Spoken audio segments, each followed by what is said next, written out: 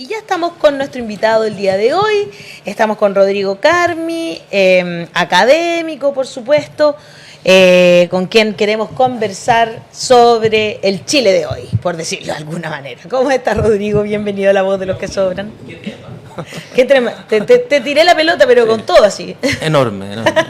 Ya, háblanos todo el rato. No. El Chile de la restauración conservadora. Claro. ¿No es cierto? El Chile, de un nuevo proceso constituyente, eso, de no un tan nuevo constituyente. Proceso constituyente, destituyente, constituyente. Desconstituyente, parece.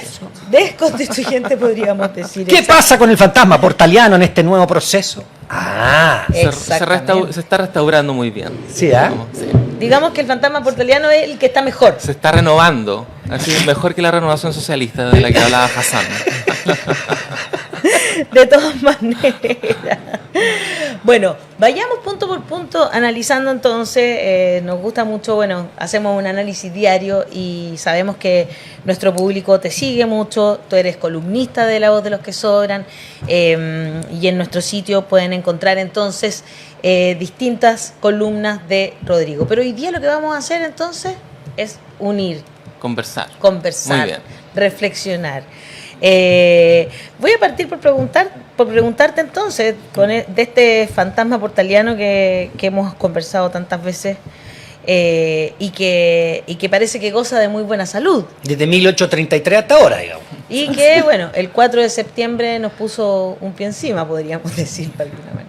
Sí, yo diría que más decisivo que el 4 de septiembre fue el 12 de diciembre cuando se estableció el acuerdo, pero fundamentalmente porque el acuerdo del 12 de diciembre del 2022 estuvo jugado por la interpretación hegemónica que se estableció a partir del plebiscito del 4 de septiembre. Es decir, la interpretación hegemónica del 4 de septiembre, más allá de la votación que por supuesto dio como triunfante al rechazo, ¿cierto?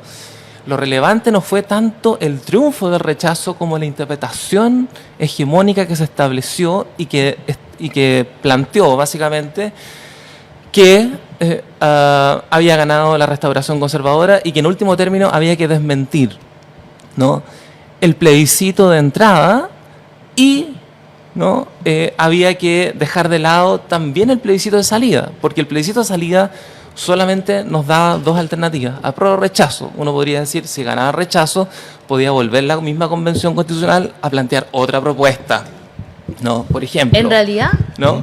Y sin embargo, se descartó completamente la misma convención constitucional que había sido 100% electa precisamente por el plebiscito de entrada.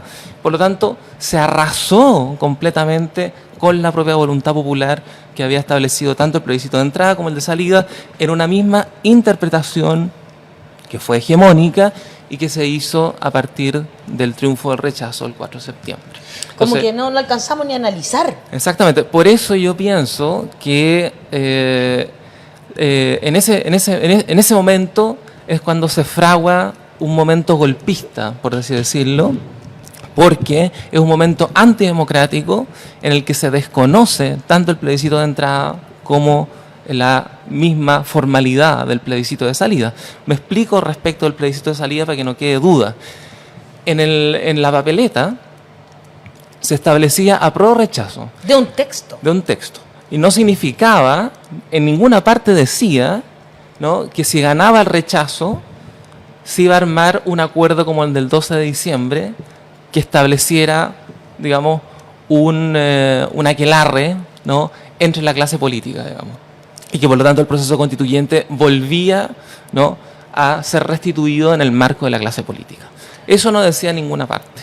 Era la letra chica que terminó por imponerse. Y por eso fue un golpe de fuerza, ¿no?, que por supuesto es completamente antidemocrático, ¿no? Hemos conversado acá con, bueno, muchas personas y no dejo de olvidarme de Rita Segato, Hassan, cuando acá nos decía que a veces los golpes de Estado hoy en día parece que ya no necesitan de militares, jinetas, ¿verdad?, de fuerza física, sino que también muchas veces son de esta forma, un poco blancos, ¿no? Y se llegan a estos acuerdos muy poco democráticos en realidad, que finalmente nos ponen la pata encima igual.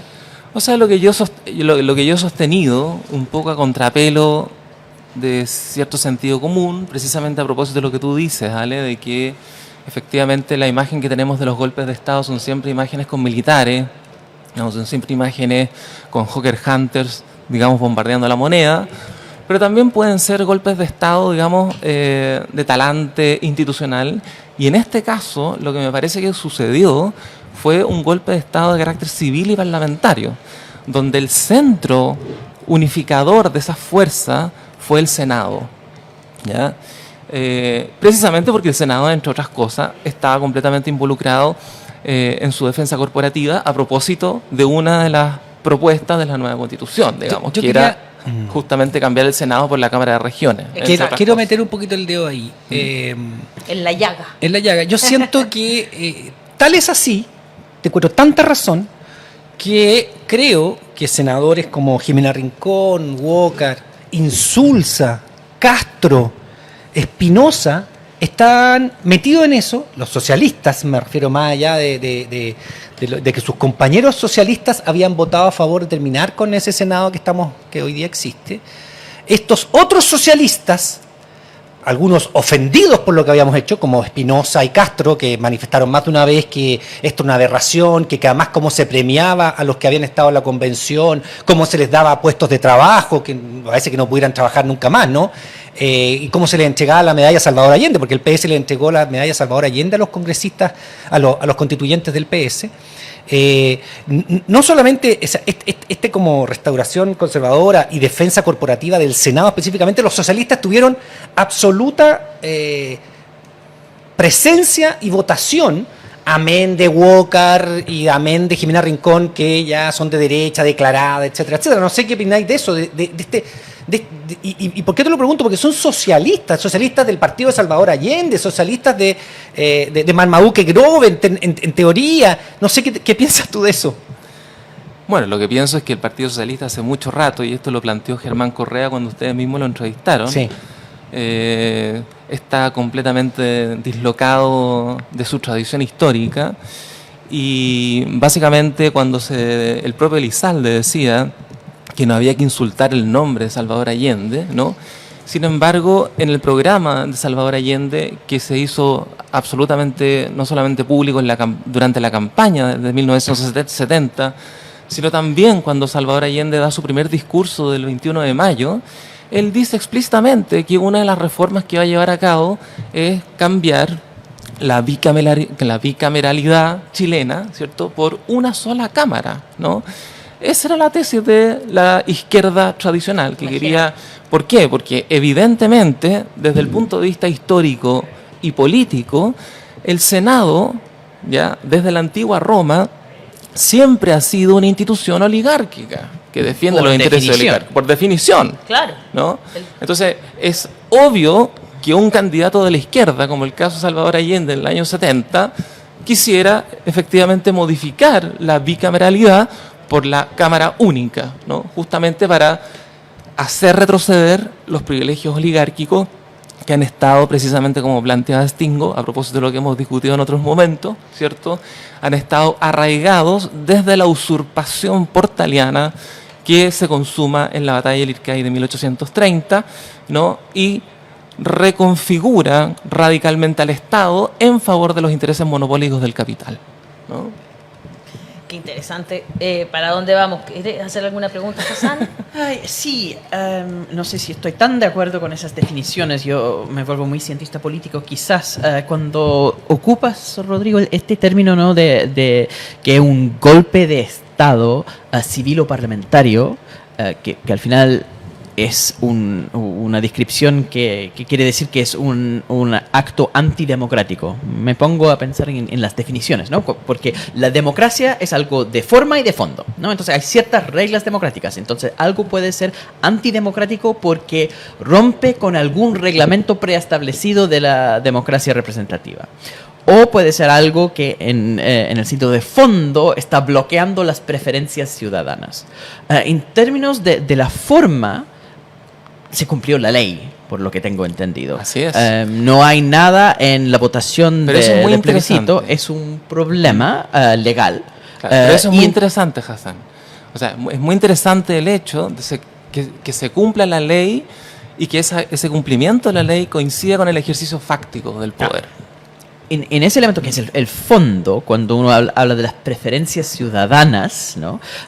Parece que la votación reflejó muy fielmente lo que pensaba un porcentaje muy importante del electorado. Entonces lo que ocurre es más bien la construcción de esas preferencias ciudadanas de una forma antidemocrática que tiene que ver con desigualdad de gasto en campaña, que no Claro. es algo no reglamentado en realidad, tiene que ver con noticias falsas que son antidemocráticos por otras razones, pero ocupar la frase como golpe de Estado, como si fuera algo que rompe con la democracia en esos dos sentidos, me genera así como ruido, por lo menos. Claro, es que es un golpe de Estado sui generis, de nueva generación, que está muy de moda en el contexto latinoamericano también, por distintas formas. Conocemos las formas del lawfare, etcétera, ¿no? Por ejemplo, en el caso brasileño, un caso emblemático, ¿no? Estamos experimentando la situación peruana, por ejemplo. En algunos países también que experimentaron la primavera árabe, también ocurrieron fenómenos similares, ¿no? De restauración conservadora a través de ciertos mecanismos de la democracia. Entonces la cuestión aquí de fondo, creo yo, Hassan, es precisamente la interrogación que deberíamos hacer sobre la democracia que tenemos y a la democracia que hemos derivado. Uh-huh. Es decir, una democracia que en último término, en el caso chileno, siempre ha sido una democracia portaliana, Claro. oligárquica, y que por lo tanto ha favorecido desde 1990, cuando se restaura la democracia a partir de la transición, ha favorecido a los grandes oligopolios, los grandes grupos económicos. Entonces, aquí no ha habido, y recuerdo que también lo escuché de Mulián, ¿no? En la Feria Recoleta, y aparte de la entrevista que le hicieron ustedes a Correa acá, ¿no? No ha habido un proceso de ampliación democrática. No, por supuesto que no. Y entonces lo interesante en el caso chileno, y no solamente en el caso chileno, en distintos casos a nivel mundial, es que la democracia está coincidiendo, ¿cierto?, con los grandes intereses oligárquicos, digamos. Por eso es que hoy día ya no hay golpes de estados militares contra la democracia, sino que la democracia se ha convertido precisamente, ¿no?, en un cómplice de los mismos intereses oligárquicos, y por eso plantea un desafío a la ciencia política, precisamente. Porque la ciencia política sigue manteniendo, al menos en su paradigma liberal, la oposición entre democracia y dictadura, por ejemplo, o democracia y golpe de Estado, en el caso que tú planteabas. Pero aquí, justamente, el desafío de la ciencia política es volver a pensar estos términos, ya no necesariamente bajo el alero de la oposición, ¿no?, sino bajo una figura mucho más compleja que los entrelaza, ¿no? Tal como ha sucedido en distintas experiencias, y me parece que en el caso chileno también estamos experimentando eso. ¿Y por qué digo golpe de Estado? ¿No? Eso es. No solamente civil y parlamentario, porque está urdido el Congreso y una parte del gobierno, por supuesto, el socialismo democrático, parte del Frente Amplio, etcétera, sino que además tiene que ver con esto, ¿no? Es golpe de Estado porque de lo que se trata es de la configuración de una nueva constitución y de un replanteamiento de la forma de Estado que tenía hasta ahora. Y ese replanteamiento, lo que va a ocurrir es que va a seguir siendo, por así decirlo, un Estado de matriz subsidiaria, pero de manera ampliada, ¿no? Y creo que ha habido en la última semana una disputa interna a los expertos, dentro de los expertos, para definir el problema del Estado social de derecho, que es lo que se entiende por eso, ¿no? Sí, hay derecho, hay muchas discusiones, Ahora, porque bien se absurda. han peleado Bettina Horstman, que representa lo hegemónico, pero... Lo que a mí me parece es que la derecha neoliberal va a interpretar, y de hecho está interpretando, si uno mira sus distintos papers, ¿ya?, está interpretando Estado social de derecho como un Estado subsidiario de carácter ampliado. ¿Y cómo sería eso? ¿A qué Bueno, vamos cuando estamos hablando ellos identifican, ¿no?, el derecho social con el subsidio. Entonces ellos dicen, el Estado subsidiario ya tiene derechos sociales. Ahora lo que hay que hacer es hay que ampliarlo. Sigamos con eso. Exactamente. Con los concursos. Una focalización ampliada, etcétera. Entonces, eso sí es que no pasa algo importante en relación a la correlación de fuerza y las cosas siguen como están, digamos, ¿no? Ese sería un poco la cuestión, ¿no? Yo tengo quiero recomendar también que entren a nuestro sitio lavozdelosquesobran.cl, donde podemos profundizar un poco en lo que está explicándonos Rodrigo hoy día, que vamos a seguir pensando, por supuesto. Ahí está la última que está destacada, Elizalde, la elección sin pueblo. Yo quiero leer algunos párrafos. Dice: el reemplazo de Analí Uriarte por Álvaro Elizalde, otro era senador, explicita una situación políticamente clave, que desde la irrupción de la revuelta popular de octubre de 2019, el partido portaliano no ha hecho más que urdir un golpe de Estado de carácter civil y parlamentario. Lo que yo te voy a decir que no esperaba... Es fuerte esto. Es súper fuerte decirlo, pero es real. Yo coincido contigo. A mí, yo tengo esa sensación en mi cuerpo y creo que mucha gente también no sabe a lo mejor definirla, ¿no? Tan bien como lo defines tú. Pero es un poco eso. O sea, estoy Es como tratando de pensar bajo estamos otro tratando cuento, de reflexionar, digamos, ¿no? porque, Claro. porque pucha que cuesta reflexionar en esta sociedad sin que se malinterprete. Entonces, como que lo que yo esperaba, siempre esperé, y no me cabe duda, que como que el conservadurismo tratara de recuperar el poder que de cierta manera estaba perdiendo desde la revuelta de octubre, ¿no? Lo mantuvo con el acuerdo del 15 de noviembre de cierta manera, ¿no? Pero tampoco pudieron mantenerlo tanto porque hubo como un consenso en que había que hacer algunas cosas que permitió esa elección, ¿no es cierto?, del plebiscito de entrada, Claro. ¿no? Pero la elección del 15 de mayo fue decisiva para el acuerdo del 15 de noviembre porque ahí la derecha no logró sacar el tercio que necesitaba para vetar. Y creo que eso fue lo que intensificó, por así decirlo, el boicot de los grandes grupos oligárquicos sobre el proceso. Pero lo que no esperaba yo, y te voy a decir la verdad, es que sentir que este gobierno, ya voy a ser súper honesta, también iba a ser cómplice de aquello. Claro. Bueno, así como hablamos de la dictadura cívico-militar, la de 1973, ¿no es cierto? Hoy día podríamos decir que se sienten muy cómodos en esa hegemonía algunas personas que nosotros pensábamos que no iban a sentirse tan cómodas. Sí. No sé qué piensas tú de eso. Y por eso tenemos este híbrido gobernándonos, ¿no? Que por un lado, Apruebo Dignidad, ¿ah? El PC más el Frente Amplio, Claro. y por otro lado el Partido Socialista y el PPD, que claramente están en el gobierno en puestos de poder importantísimos. Claro.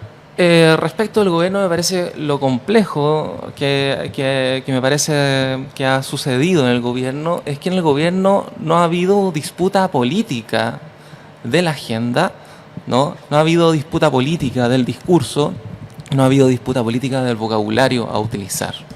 Y en ese sentido, las fuerzas del gobierno, y, digamos, los partidos políticos, etcétera, ¿no? De alguna manera cedieron completamente su vocabulario, su léxico, su agenda, ¿no?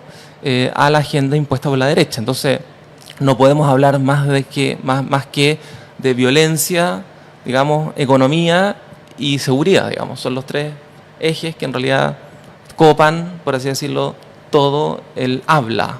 Entonces estamos en presencia de una homogeneización de la lengua, ¿no? Una total homogeneización de la lengua.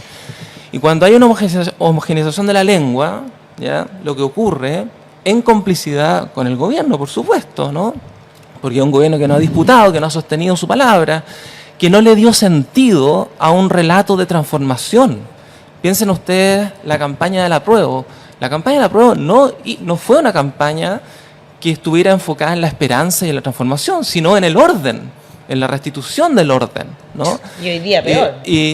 Y posteriormente tenemos a este gobierno, digamos, que de alguna manera no instaló, por así decirlo, una disputa política desde el primer minuto respecto de temas fundamentales, ¿no?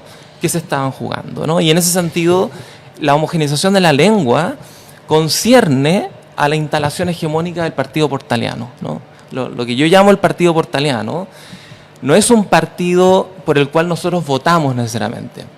Es básicamente una figura consensual, ¿no? Entre las fuerzas del progresismo neoliberal y el conservadurismo neoliberal, ¿no? Dicho de otra manera, la concertación y la derecha, de alguna manera, establecen ciertos acuerdos cupulares, que fue muy elocuente en el proceso de transición democrática en 1990, ¿no? Y esas democracias cupulares consensuales, ¿no? Como por ejemplo la discusión que ustedes mismos comentaban entre Elizalde y Kast, ¿no? Y que hoy día ahora estamos todos mirando qué es lo que sucede dentro, por ejemplo, de las oficinas en las que se está tramitando la nueva Constitución por parte de los expertos. Todo eso es una manera portaliana de entender la política, según la cual el pueblo no tiene ninguna posibilidad de incidir, ¿no? Más aún ahora, porque ese pueblo que logró incidir, en realidad el discurso hegemónico instaló la idea de que lo hizo muy mal y por esa razón la clase política tiene que tomar la rienda, ¿no? En ese sentido yo diría que el peligro de la homogeneización de la lengua es que cuando hay una lengua homogénea no hay pensamiento, no hay crítica, hay borramiento de la diferencia, nadie puede marcar la diferencia, ninguna institución, ningún partido político, ningún individuo. Y esa es la escena propicia, eso es la escena del fascismo. El fascismo es precisamente la homogeneización de la lengua y por lo tanto la imposibilidad o obturación total del pensamiento, ¿no? Wow. Eso es el fascismo, ¿no? En términos de la elección de consejeros que viene ahora, hay algunos consideran que eso está poco menos que no manejado porque la gente va a votar, pero con esta hegemonización de la lengua que tú señalas, con esta no disputa de política de los temas, el vocabulario, la agenda, el lenguaje, etc., habría un avance significativo de la derecha. Eso es lo que algunos dicen al día de hoy. Y otros piensan que puede haber sorpresas. El tema es, si la gente vota, porque a qué hora van a votar todos, o sea que no estamos con... Claro. Si la gente vota por la derecha, bueno, ¿eso es lo que la gente quiere? Claro. Claro, lo que pasa es que cuando decimos querer, estamos en el ámbito del deseo y ya tenemos alrededor de un siglo de teorías críticas orientadas a pensar cómo los dispositivos y mecanismos de poder, ¿no?, producen formas específicas de deseo.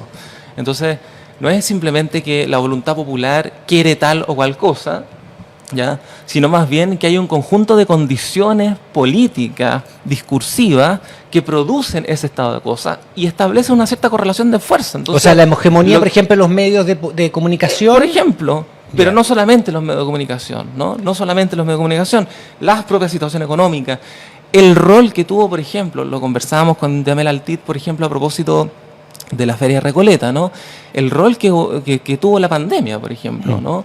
Que fue un momento en que el dispositivo biomédico comenzó radicalmente a intensificar su control sobre el conjunto, por así decirlo, de la vida de los ciudadanos. Entonces, incluso a propósito de lo que ustedes mismos planteaban respecto de la marihuana, lo que está de fondo en la cuestión de la marihuana y lo que ha estado de fondo aquí en la instalación de la agenda de la violencia, la seguridad, etcétera, es la violación flagrante de los derechos civiles.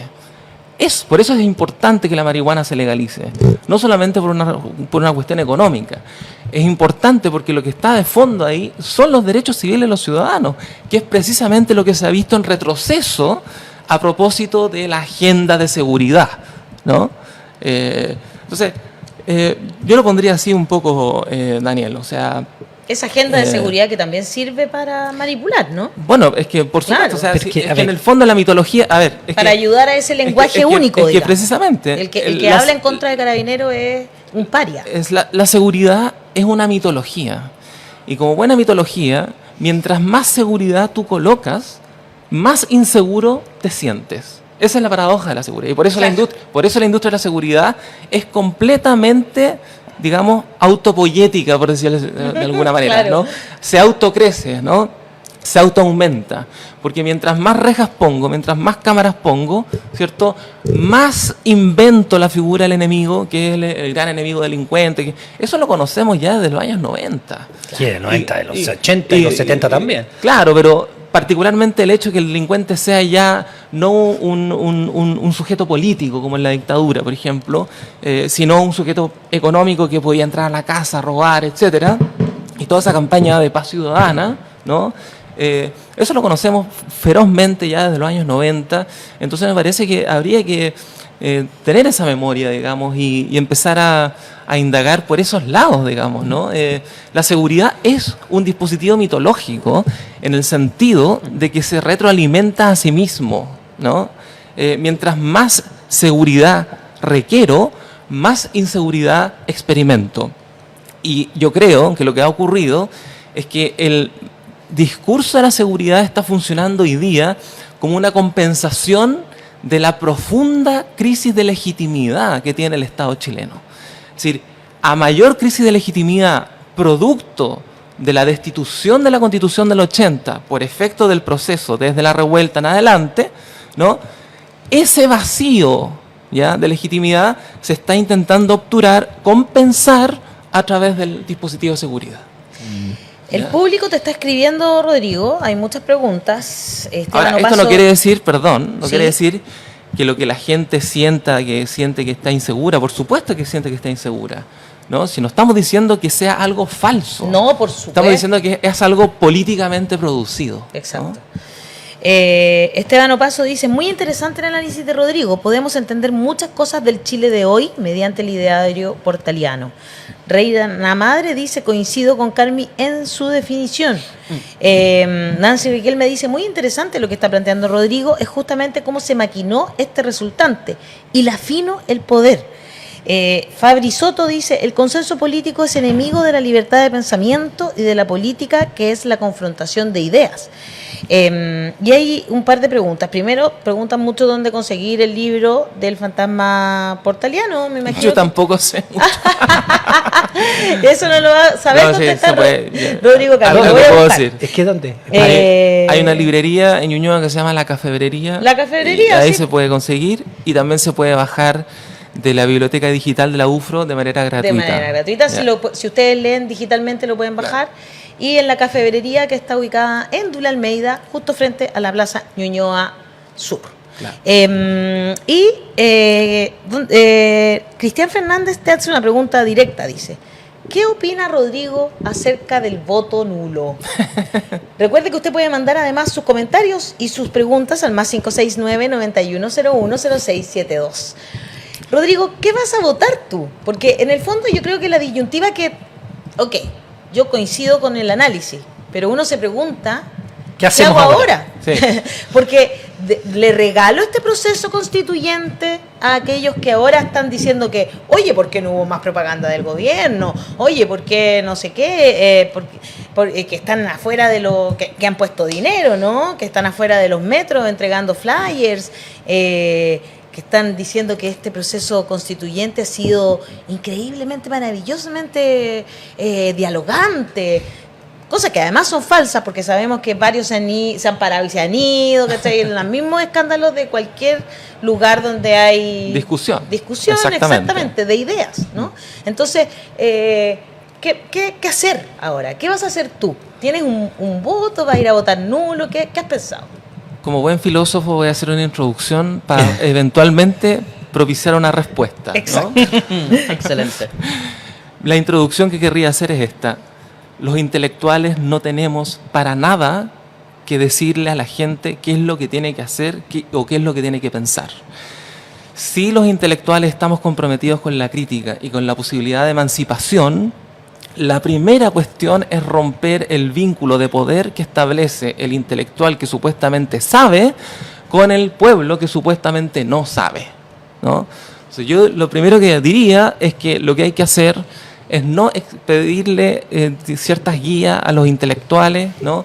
Además, intelectuales que están cada día más como especie en extinción, porque las formas de producción del conocimiento en la época contemporánea, totalmente neoliberalizadas, han transformado al antiguo y moderno clásico intelectual, ¿cierto?, en el moderno investigador que no le importa casi nada de lo que acontece en el mundo y que menos le interesa introducir un discurso crítico en el espacio público, ¿ya? A mí me interesa, ¿no? Pero los intelectuales de alguna manera no pueden arrogarse la idea de que le pueden decir a la gente qué es lo que tienen que hacer y qué es lo que tienen que decir, qué es lo que tienen que pensar. Claro. Dicho eso, en mi perspectiva, el voto nulo, ¿ya?, es el único voto posible, porque cualquier voto que tú votes va a ser neutralizado, va a ser anulado, porque el proceso mismo ya está de suyo anulado en términos democráticos. No es un proceso democrático, y esto también lo reitero respecto de la misma entrevista que dio Germán Correa acá. Es un proceso anulado, por tanto la votación es más bien un adorno, ¿ya? Es una especie de comisión Ortúzar ampliada, con una votación, ¿cierto?, que por más que gane toda la izquierda, ¿no?, por más que ganara toda la izquierda, ¿no?, lo que define en último término va a ser la comisión experta, y si no es la comisión experta que lo va a definir, la otra, ¿no?, es la otra que viene posteriormente. Entonces, es un dispositivo lleno de cerrojos internos que por lo tanto hacen de un proceso totalmente antidemocrático. Qué buena respuesta. Y en esa perspectiva, solo yo puedo decir que yo, en singular, como Rodrigo, papá de Antonina, mi hija de 5 años, voy a votar nulo, pero no obligaré a nadie, ni le diré a nadie que vote nulo, y respeto también a la gente que no va a votar nulo, sino que va a votar por los constituyentes de izquierda. Esta era muy buena respuesta. Yo no sé si yo voy a votar nulo, pero lo maravilloso de la respuesta de Rodrigo es que todas las personas que van a seguir los consejos de Fernando Atria o los consejos de Tomás Mulián o los consejos de otros expertos que hemos tenido acá, de votar para un candidato en particular, van a estar votando nulo en realidad. Y en ese juicio estoy súper de acuerdo. A ver, explícame eso, por favor. No, eso es lo clave. Da igual el voto. Da igual. Puedes votar para un republicano, puedes votar para un comunista. El proceso ya está dado está por jugado. otras lógicas. ¿Y qué pasa si hay un Entonces, da quiebre igual. y los consejeros No, toman voy a una llorar. decisión distinta a la que... Después vienen los otros que corrigen. Po. No, pero de verdad, ellos se montan en el macho y dicen no.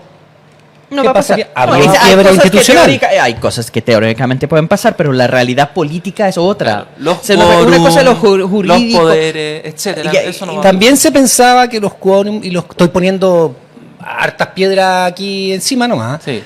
Se pensaba, Longueira sostenía que había que ir porque ellos iban a tener el tercio. No lo lograron. Estoy poniendo, quizás me porque caigo, lo- pero... sí. No, pero estoy diciéndote, la acuerdo. votación se pensaba que ellos iban a tener un tercio, porque además siempre han tenido más de un tercio. No lo lograron. Pero veníamos con la estela de la Sí, revuelta, sí. y al mismo tiempo con una convención 100% electa. Sí. ¿No? Y ahora es una convención 100% electa. No, Sí. porque está...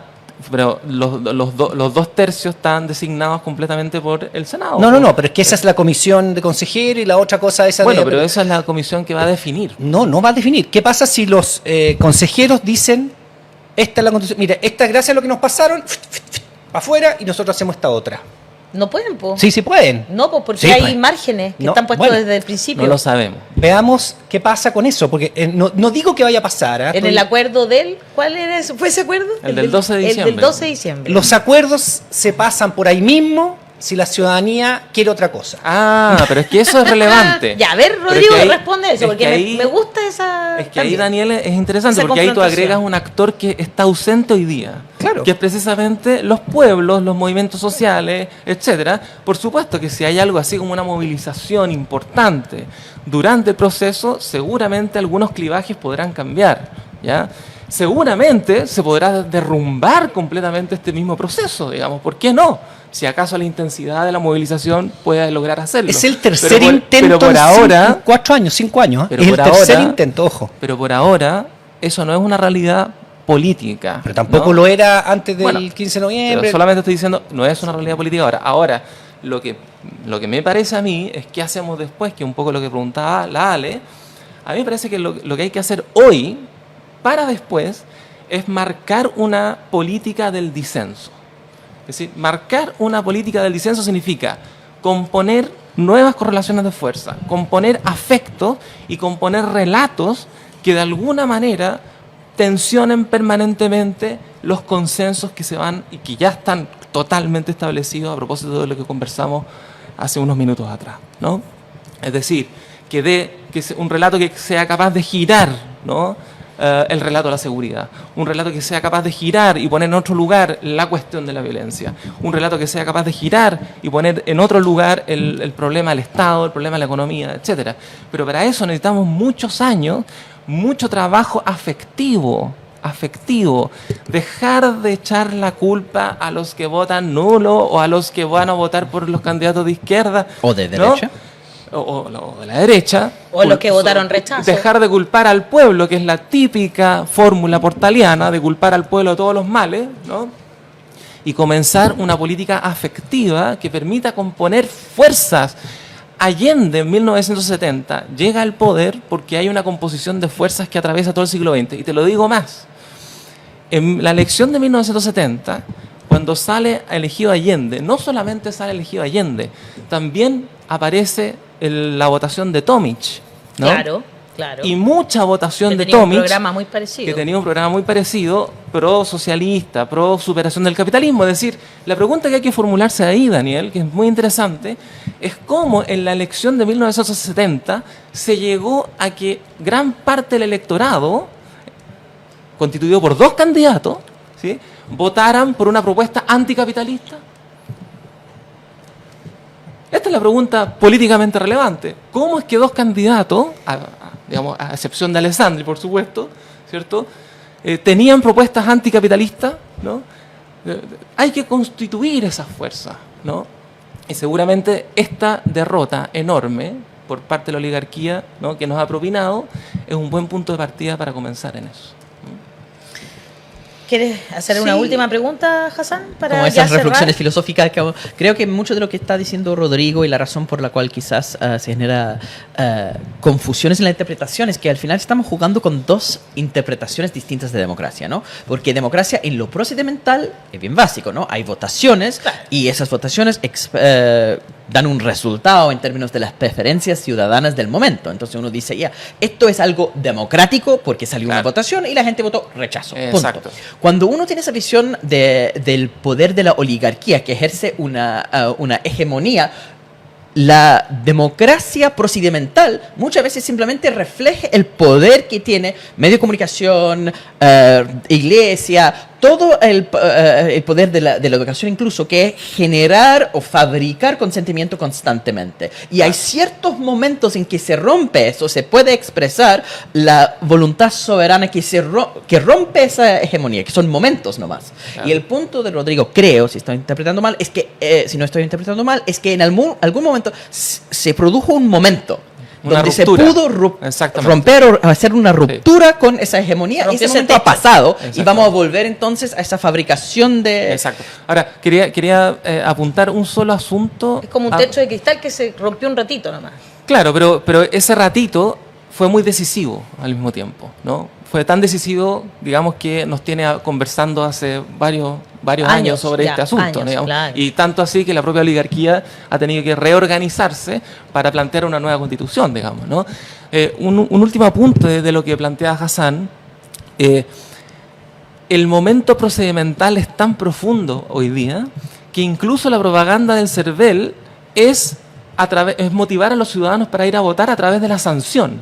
Claro. Es decir, vaya a votar porque el voto Pero es si no- obligatorio, ¿no? Multa. Para decirlo en buen chileno, ¿a quién le erotiza una democracia de esa magnitud? A nadie, por supuesto. Todos van a ir todos van a ir a votar precisamente para evitar la sanción.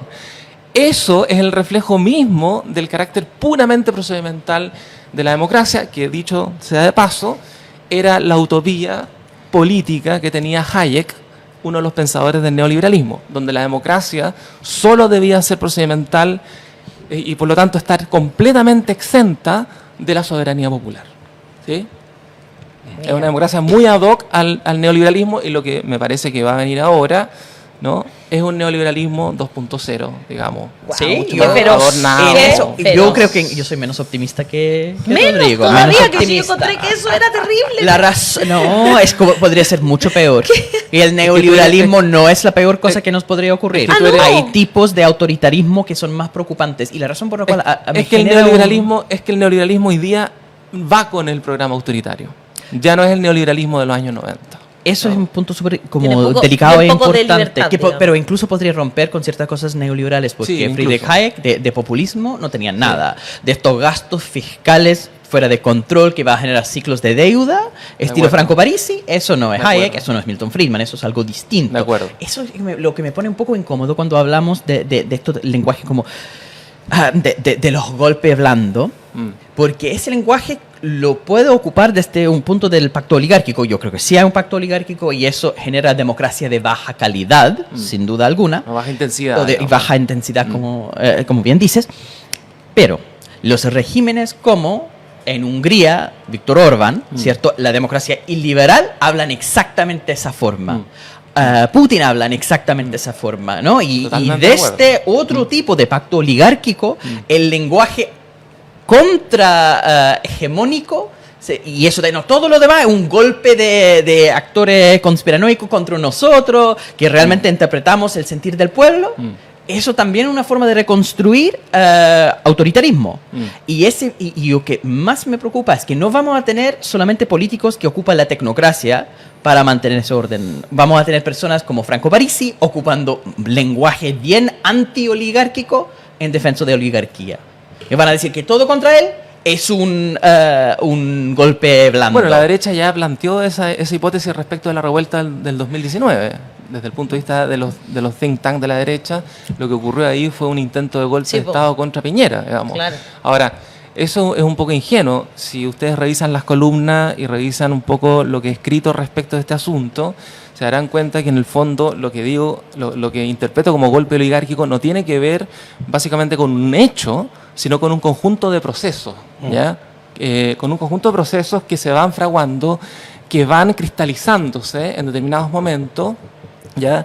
Y que, por ejemplo, en el caso que nos convoca hoy día, se consuma el 4 de septiembre y particularmente el 12 de diciembre cuando se hace ese... Entonces, no es un golpe en el sentido paranoico, en el sentido de que hay una fuerza del mal, digamos, conspirando contra nosotros, sino más bien entender que lo que está en juego, lo que trato de entender aquí, es que lo que está en juego es, ¿no?, fuerzas, ¿no?, clases dominantes, ¿no? Clases dominantes, fuerzas que están efectivamente defendiendo sus intereses.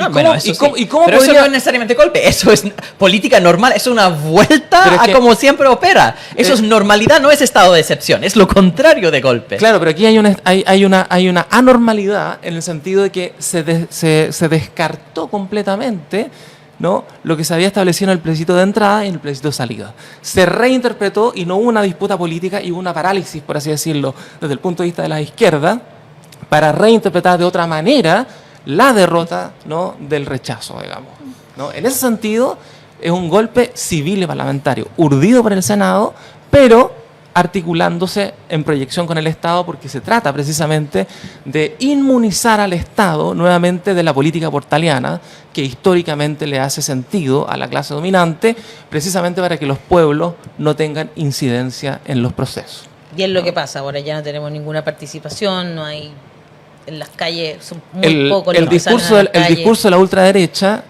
diría algo similar, pero para manifestar que precisamente por esa razón, ¿no?, los pueblos tienen que mantenerse en la agenda de la seguridad, en la agenda del miedo, en la agenda del retroceso de los derechos civiles. Aquí se trata precisamente de lo contrario: ampliación de los derechos civiles, libertades, derechos, ¿no?, seguridad social, etcétera, ¿no? O sea, es otra agenda, pero que sin embargo ha sido totalmente invisibilizada precisamente por el mecanismo del golpe oligárquico, ¿no? La política del disenso va a seguir estando presente en este programa. Política del disenso me Eso. parece que es la única cuestión Es sensata. la única que cuestión hacer. sensata, aunque tengamos que ser sacrificados en ese paso, porque cuando tú hablabas No lo seremos, de emocionalidad, creo que por ahí va la cosa.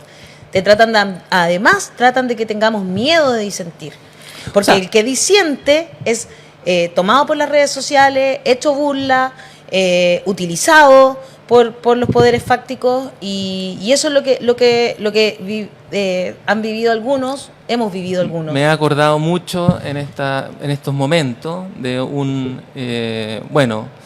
de un comentario que hace uno de mis filósofos preferidos, que es un filósofo totalmente desconocido del siglo XII, árabe, Del musulmán, siglo XII. ¿no?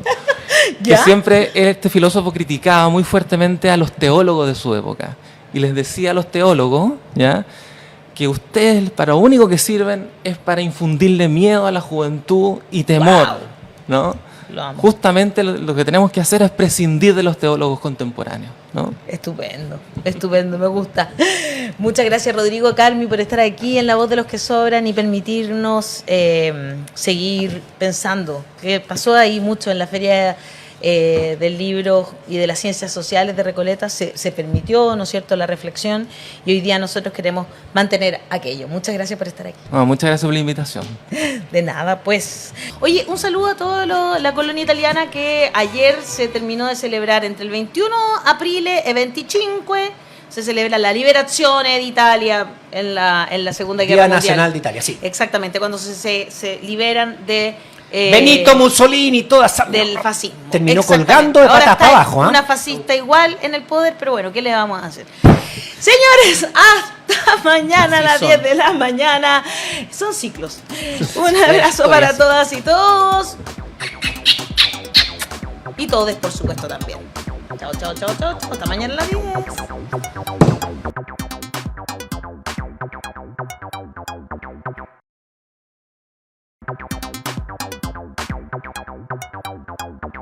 Y ya estamos con nuestro invitado el día de hoy.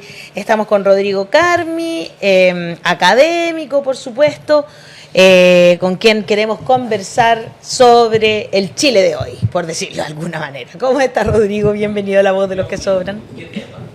Qué tema. Te tiré la pelota, pero con todo así. Enorme, enorme.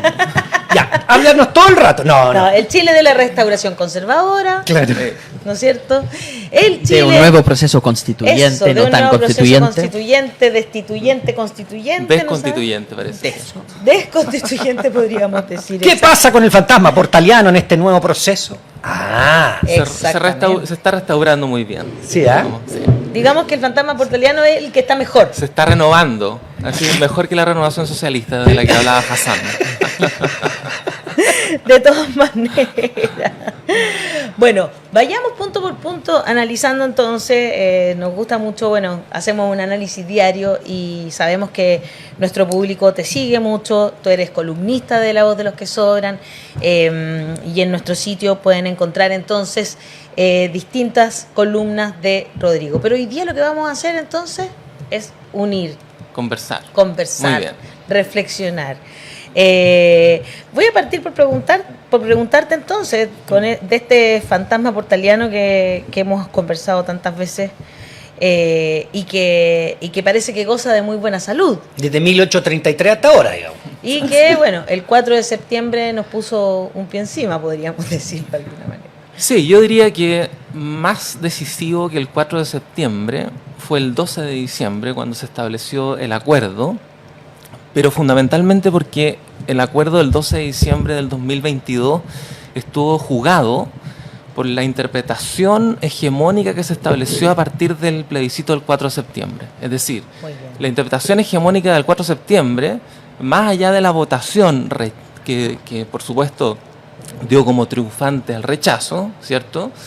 Lo relevante no fue tanto el triunfo del rechazo como la interpretación hegemónica que se estableció y que planteó básicamente que había ganado la restauración conservadora y que en último término había que desmentir, ¿no?, el plebiscito de entrada y, ¿no?, había que dejar de lado también el plebiscito de salida, porque el plebiscito de salida solamente nos da dos alternativas, apruebo o rechazo. Uno podría decir, si ganaba rechazo, podía volver la misma convención constitucional a plantear otra propuesta, ¿no?, por ejemplo. En realidad, ¿No? Y sin embargo, se descartó completamente la misma convención constitucional que había sido 100% electa precisamente por el plebiscito de entrada. Por lo tanto, se arrasó completamente con la propia voluntad popular que había establecido tanto el plebiscito de entrada como el de salida en una misma interpretación que fue hegemónica y que se hizo a partir del triunfo del rechazo el 4 de septiembre. como Entonces, que no lo alcanzamos ni a analizar. exactamente, por eso yo pienso que en ese momento es cuando se fragua un momento golpista, por así decirlo, porque es un momento antidemocrático en el que se desconoce tanto el plebiscito de entrada como la misma formalidad del plebiscito de salida. Me explico respecto al plebiscito de salida para que no quede duda. En la papeleta se establecía apruebo o rechazo. De un texto. De un texto. Y no significaba, en ninguna parte decía, ¿no?, que si ganaba el rechazo, se iba a armar un acuerdo como el del 12 de diciembre, que estableciera, digamos, un aquelarre, ¿no?, entre la clase política, digamos. Y que por lo tanto el proceso constituyente volvía, ¿no?, a ser restituido en el marco de la clase política. Eso no decía en ninguna parte. Era la letra chica que terminó por imponerse. Y por eso fue un golpe de fuerza, ¿no?, que por supuesto es completamente antidemocrático, ¿no? Hemos conversado acá con, bueno, muchas personas y no dejo de olvidarme de Rita Segato, Hassan, cuando acá nos decía que a veces los golpes de Estado hoy en día parece que ya no necesitan de militares, jinetas, ¿verdad?, de fuerza física, sino que también muchas veces son de esta forma, un poco blancos, ¿no? Y se llegan a estos acuerdos muy poco democráticos en realidad, que finalmente nos ponen la pata encima igual. O sea, lo que yo he sostenido, un poco a contrapelo de cierto sentido común, precisamente a propósito de lo que tú dices, Ale, de que efectivamente la imagen que tenemos de los golpes de Estado son siempre imágenes con militares, ¿no?, son siempre imágenes con Hawker Hunters, digamos, bombardeando la moneda, pero también pueden ser golpes de Estado, digamos, de talante institucional. Y en este caso, lo que me parece que sucedió fue un golpe de Estado de carácter civil y parlamentario, donde el centro unificador de esa fuerza fue el Senado, ¿ya? Precisamente porque el Senado, entre otras cosas, estaba completamente involucrado en su defensa corporativa a propósito de una de las propuestas de la nueva Constitución, digamos, yo que quería, era justamente cambiar el Senado por la Cámara de Regiones.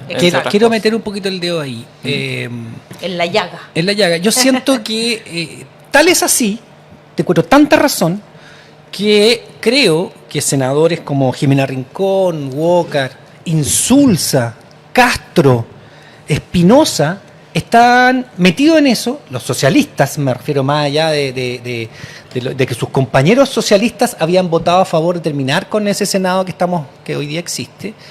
Estos otros socialistas, algunos ofendidos por lo que habíamos hecho, como Espinosa y Castro, que manifestaron más de una vez que esto es una aberración, que además cómo se premiaba a los que habían estado en la convención, cómo se les daba puestos de trabajo, que parece que no pudieran trabajar nunca más, ¿no? Y cómo se les entregaba la medalla a Salvador Allende, porque el PS le entregó la medalla a Salvador Allende a los congresistas, a los constituyentes del PS. No solamente como restauración conservadora y defensa corporativa del Senado específicamente, los socialistas tuvieron absoluta presencia y votación, amén de Walker y amén de Jimena Rincón, que ya son de derecha, declarada, etcétera, etcétera. No sé qué opináis de eso, ¿y por qué te lo pregunto? Porque son socialistas del partido de Salvador Allende, socialistas de Marmaduke Grove, en teoría. No sé qué piensas tú de eso. Bueno, lo que pienso es que el Partido Socialista hace mucho rato, y esto lo planteó Germán Correa cuando ustedes mismos lo entrevistaron, sí, está completamente dislocado de su tradición histórica, y básicamente cuando el propio Elizalde decía que no había que insultar el nombre de Salvador Allende, ¿no? Sin embargo, en el programa de Salvador Allende, que se hizo absolutamente, no solamente público durante la campaña de 1970, sino también cuando Salvador Allende da su primer discurso del 21 de mayo, él dice explícitamente que una de las reformas que va a llevar a cabo es cambiar la bicameralidad chilena, ¿cierto?, por una sola cámara, ¿no? Esa era la tesis de la izquierda tradicional, que quería...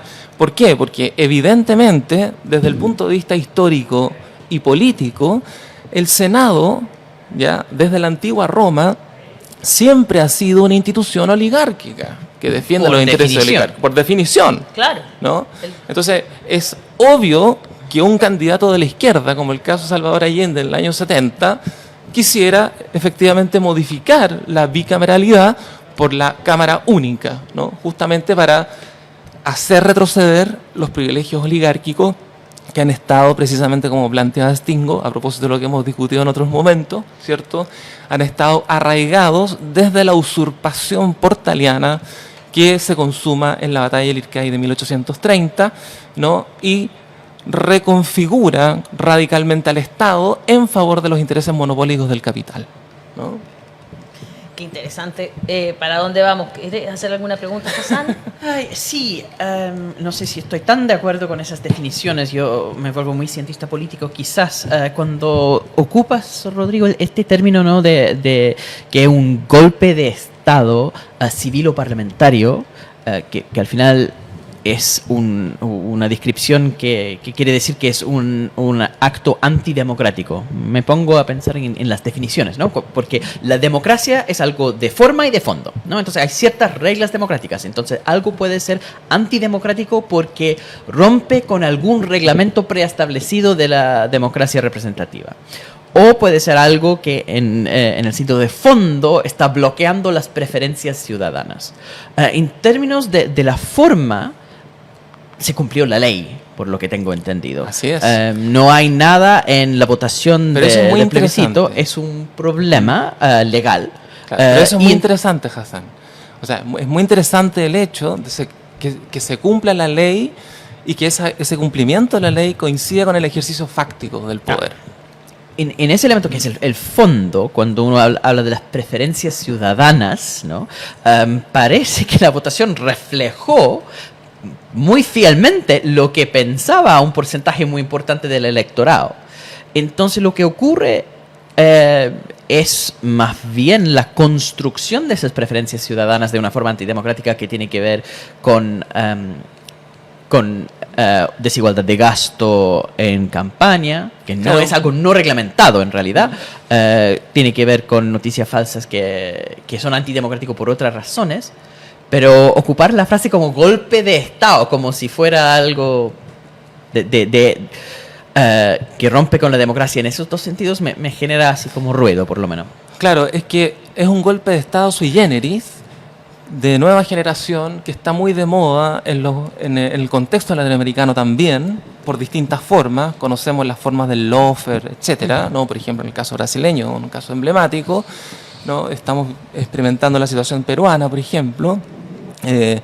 En algunos países también que experimentaron la primavera árabe, también ocurrieron fenómenos similares, ¿no? De restauración conservadora a través de ciertos mecanismos de la democracia. Entonces la cuestión aquí de fondo, creo yo, Hassan, es precisamente la interrogación que deberíamos hacer sobre la democracia que tenemos y a la democracia que hemos derivado. Uh-huh. Es decir, una democracia que en último término, en el caso chileno, siempre ha sido una democracia portaliana, claro, oligárquica, y que por lo tanto ha favorecido desde 1990, cuando se restaura la democracia a partir de la transición, ha favorecido a los grandes oligopolios, los grandes grupos económicos. Entonces, aquí no ha habido, y recuerdo que también lo escuché de Mulián, ¿no? En la Feria Recoleta, y aparte de la entrevista que le hicieron ustedes a Correa acá, ¿no? No ha habido un proceso de ampliación democrática. No, por supuesto que no.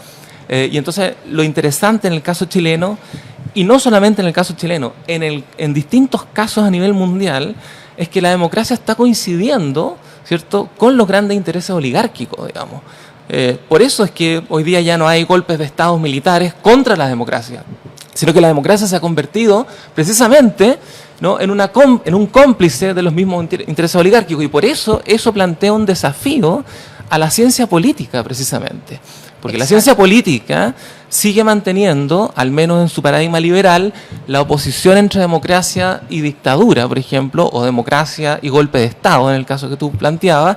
Pero aquí, justamente, el desafío de la ciencia política es volver a pensar estos términos, ya no necesariamente bajo el alero de la oposición, ¿no?, sino bajo una figura mucho más compleja que los entrelaza, ¿no? Tal como ha sucedido en distintas experiencias, y me parece que en el caso chileno también estamos experimentando eso. ¿Y por qué digo golpe de Estado? ¿No? Eso es. No solamente civil y parlamentario, porque está urdido el Congreso y una parte del gobierno, por supuesto, el socialismo democrático, parte del Frente Amplio, etcétera, sino que además tiene que ver con esto, ¿no? es golpe de Estado porque de lo que se trata es de la configuración de una nueva constitución y de un replanteamiento de la forma de Estado que tenía hasta ahora. Y ese replanteamiento, lo que va a ocurrir es que va a seguir siendo, por así decirlo, un Estado de matriz subsidiaria, pero de manera ampliada, ¿no?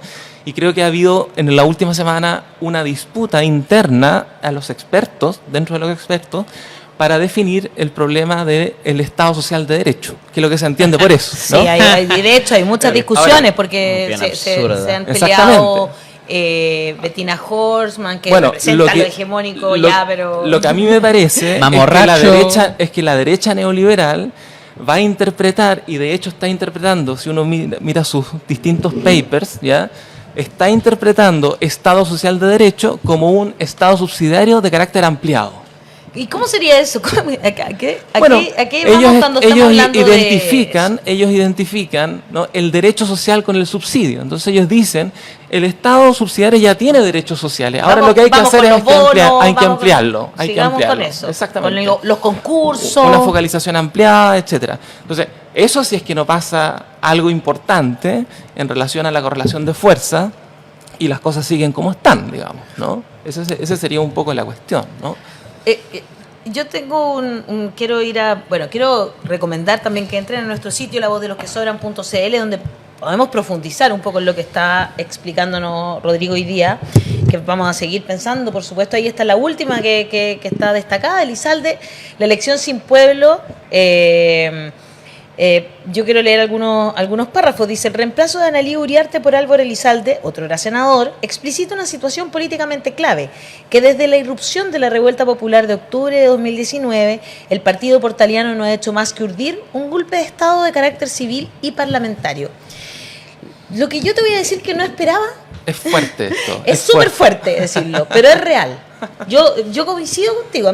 Yo tengo esa sensación en mi cuerpo y creo que mucha gente también no sabe a lo mejor definirla, ¿no? Tan bien como lo defines tú.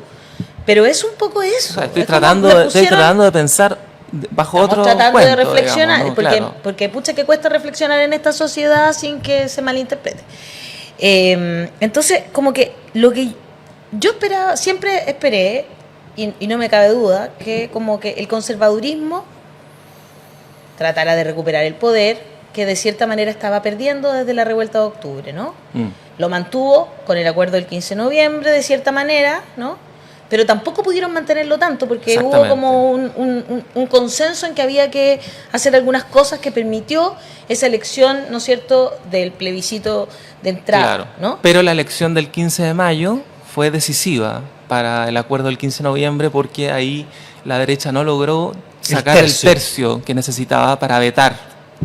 Y creo que eso fue lo que intensificó, por así decirlo, el boicot de los grandes grupos oligárquicos sobre el proceso. Pero lo que no esperaba yo, y te voy a decir la verdad, es que sentir que este gobierno, ya voy a ser súper honesta, también iba a ser cómplice de aquello. Claro. Así como hablamos de la dictadura cívico-militar, la de 1973, ¿no es cierto? Hoy día podríamos decir que se sienten muy cómodos en esa hegemonía algunas personas que nosotros pensábamos que no iban a sentirse tan cómodas. Sí. No sé qué piensas tú de eso. Y por eso tenemos este híbrido gobernándonos, ¿no? Que por un lado, Apruebo Dignidad, el PC más el Frente Amplio, y por otro lado el Partido Socialista y el PPD, que claramente están en el gobierno en puestos de poder importantísimos. Claro. Respecto al gobierno, me parece lo complejo que me parece que ha sucedido en el gobierno es que en el gobierno no ha habido disputa política de la agenda, no ha habido disputa política del discurso, no ha habido disputa política del vocabulario a utilizar. Y en ese sentido, las fuerzas del gobierno y, digamos, los partidos políticos, etcétera, ¿no? De alguna manera cedieron completamente su vocabulario, su léxico, su agenda, ¿no? A la agenda impuesta por la derecha. Entonces, no podemos hablar más que de violencia, digamos, economía y seguridad, digamos. Son los tres ejes que en realidad copan, por así decirlo, todo el habla. Entonces estamos en presencia de una homogenización de la lengua, ¿no? Una total homogeneización de la lengua. Y cuando hay una homogeneización de la lengua, ¿ya? Lo que ocurre, en complicidad con el gobierno, por supuesto, ¿no? Porque es un gobierno que no ha disputado, que no ha sostenido su palabra, que no le dio sentido a un relato de transformación. Piensen ustedes la campaña del apruebo. La campaña del apruebo no fue una campaña que estuviera enfocada en la esperanza y en la transformación, sino en el orden, en la restitución del orden, ¿no? Y hoy día peor. Y posteriormente tenemos a este gobierno, digamos, que de alguna manera no instaló, por así decirlo, una disputa política desde el primer minuto respecto de temas fundamentales, ¿no? Que se estaban jugando, ¿no? Y en ese sentido, la homogeneización de la lengua concierne a la instalación hegemónica del partido portaliano, ¿no? Lo que yo llamo el partido portaliano no es un partido por el cual nosotros votamos necesariamente. Es básicamente una figura consensual, ¿no? Entre las fuerzas del progresismo neoliberal y el conservadurismo neoliberal, ¿no? Dicho de otra manera, la Concertación y la derecha, de alguna manera, establecen ciertos acuerdos cupulares, que fue muy elocuente en el proceso de transición democrática en 1990, ¿no? Y esas democracias cupulares consensuales, ¿no? Como por ejemplo la discusión que ustedes mismos comentaban entre Elizalde y Kast, ¿no? Y que hoy día ahora estamos todos mirando qué es lo que sucede dentro, por ejemplo, de las oficinas en las que se está tramitando la nueva Constitución por parte de los expertos. Todo eso es una manera portaliana de entender la política, según la cual el pueblo no tiene ninguna posibilidad de incidir, ¿no? Más aún ahora, porque ese pueblo que logró incidir, en realidad el discurso hegemónico instaló la idea de que lo hizo muy mal y por esa razón la clase política tiene que tomar la rienda, ¿no? En ese sentido yo diría que el peligro de la homogeneización de la lengua es que cuando hay una lengua homogénea no hay pensamiento, no hay crítica, hay borramiento de la diferencia, nadie puede marcar la diferencia, ninguna institución, ningún partido político, ningún individuo. Y esa es la escena propicia, eso es la escena del fascismo. El fascismo es precisamente la homogeneización de la lengua y por lo tanto la imposibilidad o obturación total del pensamiento, ¿no? Wow. Eso es el fascismo, ¿no? En términos de la elección de consejeros que viene ahora, hay algunos consideran que eso está poco menos que no manejado porque la gente va a votar, pero con esta hegemonización de la lengua que tú señalas, con esta no disputa de política de los temas, el vocabulario, la agenda, el lenguaje, etc., habría un avance significativo de la derecha. Eso es lo que algunos dicen al día de hoy. Y otros piensan que puede haber sorpresas. El tema es, si la gente vota, porque a qué hora van a votar todos, o sea que no estamos con... Claro. Si la gente vota por la derecha, bueno, ¿eso es lo que la gente quiere? Claro. Claro, lo que pasa es que cuando decimos querer, estamos en el ámbito del deseo y ya tenemos alrededor de un siglo de teorías críticas orientadas a pensar cómo los dispositivos y mecanismos de poder, ¿no? producen formas específicas de deseo. Entonces, no es simplemente que la voluntad popular quiere tal o cual cosa, ¿ya? Sino más bien que hay un conjunto de condiciones políticas, discursivas, que producen ese estado de cosas y establecen una cierta correlación de fuerza. Entonces, o sea, la hegemonía, por ejemplo, en los medios de comunicación. Por ejemplo, pero no solamente los medios de comunicación, ¿no? No solamente los medios de comunicación, las propias situaciones económicas, el rol que tuvo, por ejemplo, lo conversábamos con Diamel Altit, por ejemplo, a propósito de la Feria Recoleta, ¿no? El rol que tuvo la pandemia, por ejemplo, ¿no? Que fue un momento en que el dispositivo biomédico comenzó radicalmente a intensificar su control sobre el conjunto, por así decirlo, de la vida de los ciudadanos. Entonces, incluso a propósito de lo que ustedes mismos planteaban respecto de la marihuana, lo que está de fondo en la cuestión de la marihuana y lo que ha estado de fondo aquí en la instalación de la agenda de la violencia, la seguridad, etcétera, es la violación flagrante de los derechos civiles. Por eso es importante que la marihuana se legalice, no solamente por una cuestión económica. Es importante porque lo que está de fondo ahí son los derechos civiles de los ciudadanos, que es precisamente lo que se ha visto en retroceso a propósito de la agenda de seguridad, ¿no? Entonces, yo lo pondría así un poco, Daniel, o sea... Esa agenda de seguridad que también sirve para manipular, ¿no? Bueno, es que por supuesto, Claro. o sea, Es que, es a que en ver, el fondo la mitología, a ver, es Para que, ayudar a ese lenguaje único, es que digamos. precisamente El que habla en contra de Carabineros es un paria. la seguridad es una mitología, y como buena mitología, mientras más seguridad tú colocas, más inseguro te sientes. Esa es la paradoja de la seguridad, y por eso, Claro. por eso la industria de la seguridad es completamente, digamos, autopoyética, por decirlo de alguna manera, Claro. ¿no? Se autocrece, ¿no? Se autoaumenta, porque mientras más rejas pongo, mientras más cámaras pongo, ¿cierto? Más invento la figura del enemigo, que es el gran enemigo delincuente. Eso lo conocemos ya desde los años 90. ¿Qué? De 90, de los 80 y los 70 también. Claro, pero particularmente el hecho de que el delincuente sea ya no un sujeto político, como en la dictadura, por ejemplo, sino un sujeto económico que podía entrar a la casa, robar, etcétera, y toda esa campaña de paz ciudadana, ¿no? Eso lo conocemos ferozmente ya desde los años 90, entonces me parece que habría que tener esa memoria, digamos, y empezar a indagar por esos lados, digamos, ¿no? La seguridad es un dispositivo mitológico en el sentido de que se retroalimenta a sí mismo, ¿no? Mientras más seguridad requiero, más inseguridad experimento. Y yo creo que lo que ha ocurrido es que el discurso de la seguridad está funcionando hoy día como una compensación de la profunda crisis de legitimidad que tiene el Estado chileno. Es decir, a mayor crisis de legitimidad producto de la destitución de la Constitución del 80 por efecto del proceso desde la revuelta en adelante, ¿no? Ese vacío, ¿ya?, de legitimidad se está intentando obturar, compensar a través del dispositivo de seguridad. El público te está escribiendo, Rodrigo. Hay muchas preguntas. Ahora, esto no quiere decir, perdón, no Sí. quiere decir que lo que la gente siente que está insegura, por supuesto que siente que está insegura, ¿no? Si no estamos diciendo que sea algo falso. No, por supuesto. Estamos diciendo que es algo políticamente producido, ¿no? Exacto. Esteban Opaso dice, muy interesante el análisis de Rodrigo, podemos entender muchas cosas del Chile de hoy mediante el ideario portaliano. Reina Madre dice, coincido con Carmi en su definición.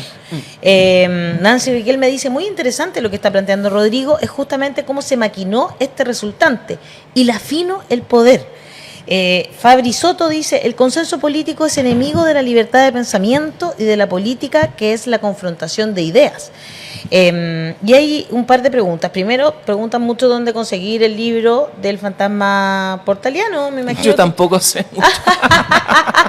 Eso no lo va a saber No, sí, contestar se puede, Rodrigo Carlos. algo Lo voy te a puedo buscar. decir. Es que ¿dónde? Hay una librería en Ñuñoa que se llama La Cafebrería. La Cafebrería, y ahí sí. se puede conseguir y también se puede bajar de la biblioteca digital de la UFRO de manera gratuita. De manera gratuita. Ya. Si ustedes leen digitalmente lo pueden bajar.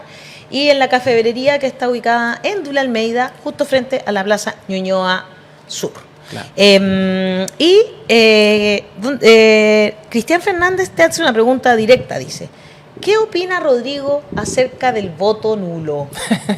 Recuerde que usted puede mandar además sus comentarios y sus preguntas al más 569-9101-0672. Rodrigo, ¿qué vas a votar tú? Porque en el fondo yo creo que la disyuntiva que... Ok, yo coincido con el análisis, pero uno se pregunta, ¿Qué hacemos hago ahora? ahora? Sí.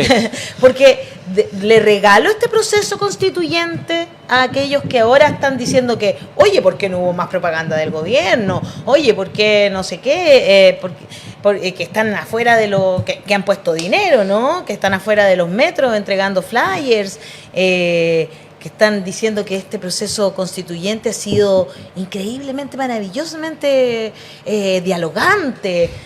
Cosas que además son falsas, porque sabemos que varios se han parado y se han ido, ¿cachai? En los mismos escándalos de cualquier lugar donde hay... Discusión. Discusión, exactamente, de ideas, ¿no?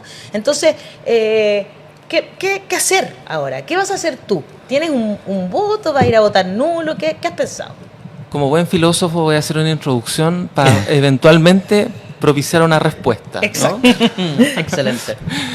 La introducción que querría hacer es esta. Los intelectuales no tenemos para nada que decirle a la gente qué es lo que tiene que hacer o qué es lo que tiene que pensar. Si los intelectuales estamos comprometidos con la crítica y con la posibilidad de emancipación, la primera cuestión es romper el vínculo de poder que establece el intelectual que supuestamente sabe con el pueblo que supuestamente no sabe, ¿no? O sea, yo lo primero que diría es que lo que hay que hacer es no pedirle ciertas guías a los intelectuales, ¿no? Además, intelectuales que están cada día más como especie en extinción, porque las formas de producción del conocimiento en la época contemporánea, totalmente neoliberalizadas, han transformado al antiguo y moderno clásico intelectual, ¿cierto?, en el moderno investigador que no le importa casi nada de lo que acontece en el mundo y que menos le interesa introducir un discurso crítico en el espacio público, ¿ya? A mí me interesa, ¿no? Pero los intelectuales de alguna manera no pueden arrogarse la idea de que le pueden decir a la gente qué es lo que tienen que hacer y qué es lo que tienen que decir, qué es lo que tienen que pensar. Claro. Dicho eso, en mi perspectiva, el voto nulo, ¿ya?, es el único voto posible, porque todo cualquier voto que tú votes va a ser neutralizado, va a ser anulado, porque el proceso mismo ya está de suyo anulado en términos democráticos. No es un proceso democrático, y esto también lo reitero respecto de la misma entrevista que dio Germán Correa acá. Es un proceso anulado, por tanto la votación es más bien un adorno, ¿ya? Es una especie de comisión Ortúzar ampliada, con una votación, ¿cierto?, que por más que gane toda la izquierda, ¿no?, por más que ganara toda la izquierda, ¿no?, lo que define en último término va a ser la comisión experta, y si no es la comisión experta que lo va a definir, La otra, ¿no?, es la otra que viene posteriormente. Teatro. Entonces, es un dispositivo lleno de cerrojos internos que por lo tanto hacen de un proceso totalmente antidemocrático. Qué buena respuesta. Y en esa perspectiva, solo yo puedo decir que yo, en singular, como Rodrigo, papá de Antonina, mi hija de 5 años, voy a votar nulo, pero no obligaré a nadie, ni le diré a nadie que vote nulo, y respeto también a la gente que no va a votar nulo, sino que va a votar por los constituyentes de izquierda. Esta era muy buena respuesta. Yo no sé si yo voy a votar nulo, pero lo maravilloso de la respuesta de Rodrigo es que todas las personas que van a seguir los consejos de Fernando Atria o los consejos de Tomás Mulián o los consejos de otros expertos que hemos tenido acá de votar para un candidato en particular, van a estar votando nulo en realidad. Y en ese juicio estoy súper de acuerdo. A ver, explícame eso, por favor. No, eso es lo clave. Da igual el voto. Da igual. Puedes votar para un republicano, puedes votar para un comunista. El proceso ya está dado está por jugado. otras lógicas. ¿Y qué pasa si hay un Entonces, da quiebre igual. y los consejeros No, toman voy a una llorar. decisión distinta a la que... Después vienen los otros que corrigen. Po. No, pero de verdad, ellos se montan en el macho y dicen no. No ¿Qué va a pasa? pasar. Que habría No, un hay quiebre cosas que institucional. hay cosas que teóricamente pueden pasar, pero la realidad política es otra. Los Una cosa es lo quórum, jurídico. los poderes, etcétera. Y- Eso no va a También se pensaba que los quórum, y los estoy poniendo hartas piedras aquí encima nomás, Sí. Se pensaba, Longueira sostenía que había que ir porque ellos iban a tener el tercio. No lo lograron. Estoy poniendo, quizás me porque caigo, lo- pero... sí. No, pero estoy diciéndote, la acuerdo. votación se pensaba que ellos iban a tener un tercio, porque además siempre han tenido más de un tercio. No lo lograron. Pero veníamos con la estela de la Sí, revuelta sí. y al mismo tiempo con una convención 100% electa. Sí. ¿No? Y ahora es una convención 100% electa. No, Sí. porque está... Pero los 2 tercios están designados completamente por el Senado. No, pero es que esa es la comisión de consejeros y la otra cosa esa Bueno, de... pero esa es la comisión que va a definir. No va a definir. ¿Qué pasa si los consejeros dicen, esta es la constitución, mira, esta gracias a lo que nos pasaron, para afuera y nosotros hacemos esta otra? No pueden, po. Sí pueden. No, pues porque Sí, hay pues. márgenes que No, están puestos bueno, desde el principio. No lo sabemos. Veamos qué pasa con eso, porque no digo que vaya a pasar. ¿Ah? En el acuerdo del... ¿Cuál era ese? ¿Fue ese acuerdo? El del 12 de diciembre. El del 12 de diciembre. Los acuerdos se pasan por ahí mismo si la ciudadanía quiere otra cosa. Ah, pero es que eso es relevante. Ya, a ver, Pero Rodrigo, es que ahí- responde eso, es porque que ahí- me gusta esa... Es que ahí, también. Daniel, es interesante, Esa porque ahí tú confrontación. agregas un actor que está ausente hoy día. Claro. Que es precisamente los pueblos, los movimientos sociales, etcétera. Por supuesto que si hay algo así como una movilización importante durante el proceso, seguramente algunos clivajes podrán cambiar, ¿ya? Seguramente se podrá derrumbar completamente este mismo proceso, digamos. ¿Por qué no? Si acaso la intensidad de la movilización puede lograr hacerlo. Es el tercer Pero por- intento pero por en ahora, 4 años, 5 años. Pero Es el por tercer ahora- intento, ojo. Pero por ahora, eso no es una realidad política. Pero tampoco ¿no? lo era antes del Bueno, 15 de Pero noviembre. solamente estoy diciendo, no es una realidad política ahora. Ahora, lo que me parece a mí es qué hacemos después, que un poco lo que preguntaba la Ale. A mí me parece que lo que hay que hacer hoy, para después, es marcar una política del disenso. Es decir, marcar una política del disenso significa componer nuevas correlaciones de fuerza, componer afectos y componer relatos que de alguna manera tensionen permanentemente los consensos que se van y que ya están totalmente establecidos a propósito de lo que conversamos hace unos minutos atrás, ¿no? Es decir, un relato que sea capaz de girar, ¿no? El relato de la seguridad, un relato que sea capaz de girar y poner en otro lugar la cuestión de la violencia, un relato que sea capaz de girar y poner en otro lugar el problema del Estado, el problema de la economía, etcétera. Pero para eso necesitamos muchos años, mucho trabajo afectivo, dejar de echar la culpa a los que votan nulo o a los que van a votar por los candidatos de izquierda O de ¿no? derecha. O de la derecha. O los que votaron rechazo. Dejar de culpar al pueblo, que es la típica fórmula portaliana de culpar al pueblo de todos los males, ¿no? Y comenzar una política afectiva que permita componer fuerzas. Allende en 1970 llega al poder porque hay una composición de fuerzas que atraviesa todo el siglo XX. Y te lo digo más. En la elección de 1970, cuando sale elegido Allende, no solamente sale elegido Allende, también aparece la votación de Tomic, ¿no? Claro, claro. Y mucha votación Que de tenía un Tomic, programa muy parecido. que tenía un programa muy parecido, pro socialista, pro superación del capitalismo. Es decir, la pregunta que hay que formularse ahí, Daniel, que es muy interesante, es cómo en la elección de 1970 se llegó a que gran parte del electorado, constituido por 2 candidatos, ¿sí?, votaran por una propuesta anticapitalista. Esta es la pregunta políticamente relevante. ¿Cómo es que 2 candidatos, digamos, a excepción de Alessandri, por supuesto, ¿cierto?, tenían propuestas anticapitalistas, ¿no? Hay que constituir esas fuerzas, ¿no? Y seguramente esta derrota enorme por parte de la oligarquía, ¿no?, que nos ha propinado, es un buen punto de partida para comenzar en eso. ¿Quieres hacer Sí. una última pregunta, Hassan? Para Como ya esas reflexiones cerrar? filosóficas.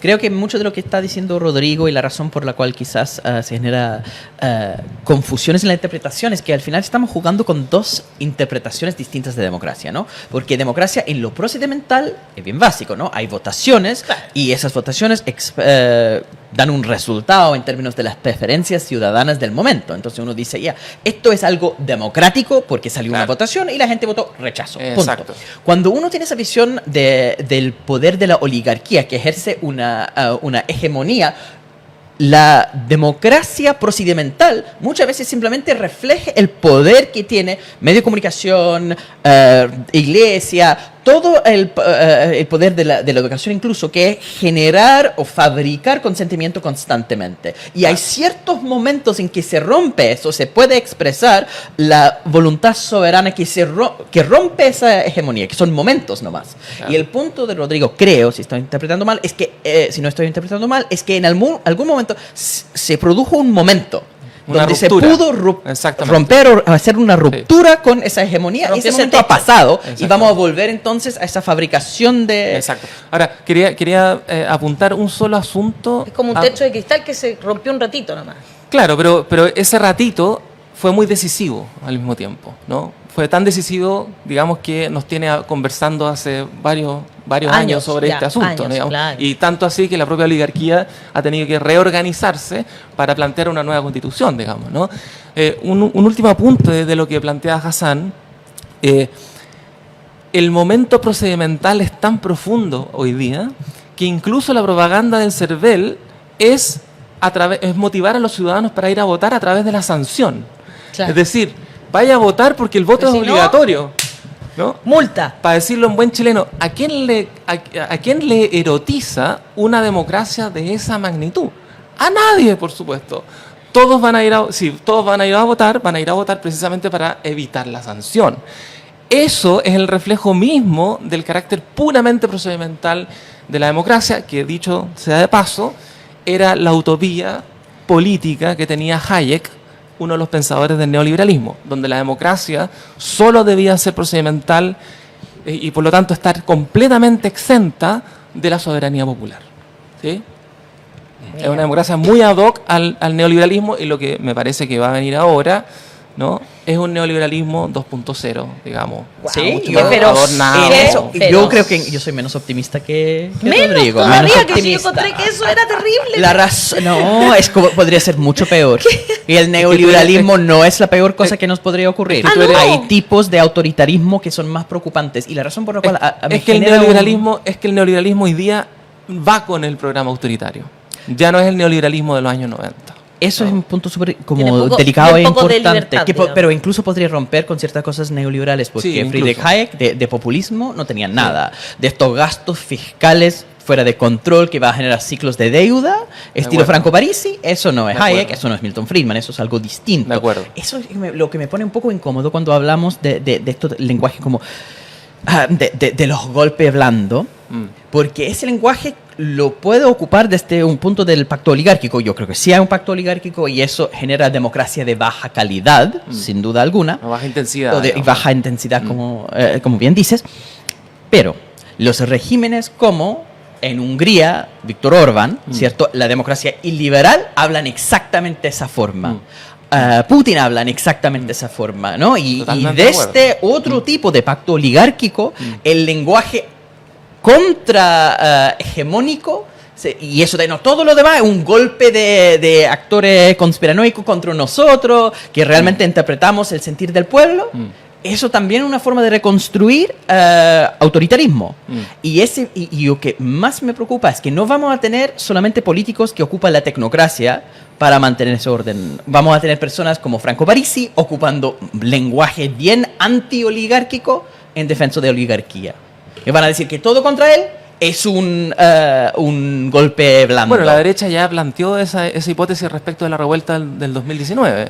Desde el punto de vista de los think tanks de la derecha, lo que ocurrió ahí fue un intento de golpe Sí, de po. Estado contra Piñera, digamos. Claro. Ahora, eso es un poco ingenuo. Si ustedes revisan las columnas y revisan un poco lo que he escrito respecto de este asunto, se darán cuenta que en el fondo lo que digo, lo que interpreto como golpe oligárquico no tiene que ver básicamente con un hecho, sino con un conjunto de procesos, ¿ya? Con un conjunto de procesos que se van fraguando, que van cristalizándose en determinados momentos, ¿ya? Y que, por ejemplo, en el caso que nos convoca hoy día, se consuma el 4 de septiembre y particularmente el 12 de diciembre cuando se hace ese...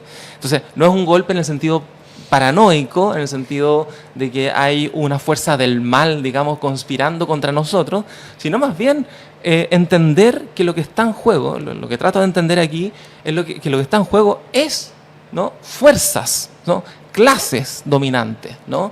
Clases dominantes, fuerzas que están efectivamente defendiendo sus intereses. No, bueno, eso sí. ¿Y cómo pero eso podría- no es necesariamente golpe, eso es política normal, es una vuelta Pero es a que- como siempre opera. Eso es normalidad, no es estado de excepción, es lo contrario de golpe. Claro, pero aquí hay una anormalidad en el sentido de que se descartó completamente, ¿no?, lo que se había establecido en el plebiscito de entrada y en el plebiscito de salida. Se reinterpretó y no hubo una disputa política y hubo una parálisis, por así decirlo, desde el punto de vista de la izquierda, para reinterpretar de otra manera la derrota, ¿no?, del rechazo, digamos, ¿no? En ese sentido, es un golpe civil y parlamentario, urdido por el Senado, pero articulándose en proyección con el Estado, porque se trata precisamente de inmunizar al Estado nuevamente de la política portaliana, que históricamente le hace sentido a la clase dominante, precisamente para que los pueblos no tengan incidencia en los procesos. Y es lo que pasa, ahora ya no tenemos ninguna participación, no hay en las calles, son muy El, pocos el los que salen discurso a del- la el calle. discurso de la ultraderecha diría algo similar, pero para manifestar que precisamente por esa razón, ¿no?, los pueblos tienen que mantenerse en la agenda de la seguridad, en la agenda del miedo, en la agenda del retroceso de los derechos civiles. Aquí se trata precisamente de lo contrario: ampliación de los derechos civiles, libertades, derechos, ¿no?, seguridad social, etcétera, ¿no? O sea, es otra agenda, pero que sin embargo ha sido totalmente invisibilizada precisamente por el mecanismo del golpe oligárquico, ¿no? La política del disenso va a seguir estando presente en este programa. Política del disenso me Eso. parece que es la única cuestión Es sensata. la única que cuestión hacer. sensata, aunque tengamos que ser sacrificados en ese paso, porque cuando tú hablas No lo seremos, de emocionalidad, creo que por ahí va la cosa. Además, tratan de que tengamos miedo de disentir. Porque O sea, el que disiente es tomado por las redes sociales, hecho burla, utilizado por los poderes fácticos, y eso es lo que han vivido algunos, hemos vivido algunos. Me he acordado mucho en estos momentos de de un comentario que hace uno de mis filósofos preferidos, que es un filósofo totalmente desconocido del siglo XII, árabe, Del musulmán, siglo XII. ¿no? Que ¿Ya? siempre este filósofo criticaba muy fuertemente a los teólogos de su época y les decía a los teólogos, ¿ya?, que ustedes para lo único que sirven es para infundirle miedo a la juventud y temor, Wow. ¿no? Lo amo. Justamente lo que tenemos que hacer es prescindir de los teólogos contemporáneos, ¿no? Estupendo, me gusta. Muchas gracias, Rodrigo Carmi, por estar aquí en La Voz de los que Sobran y permitirnos seguir pensando. Que pasó ahí mucho en la Feria del Libro y de las Ciencias Sociales de Recoleta, se permitió, ¿no es cierto?, la reflexión, y hoy día nosotros queremos mantener aquello. Muchas gracias por estar aquí. Bueno, muchas gracias por la invitación. De nada, pues.